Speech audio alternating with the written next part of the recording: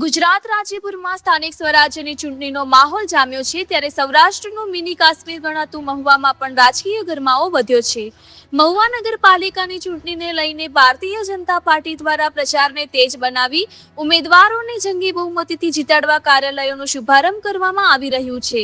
ખાસ કરીને ward number 4, 7 અને 8 સૌથી વધુ ચર્ચામાં છે, જ્યાં ભાજપનો દબદબો જોવા મળી રહ્યો છે, તો બીજી તરફ વિપક્ષ પણ મેદાનમાં સક્રિય બન્યો છે।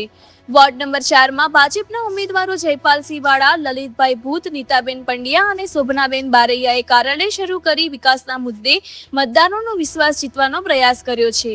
મહુવામાં ભાજપના કાર્યકરોમાં ભારે ઉત્સાહ જોવા મળી રહ્યો છે।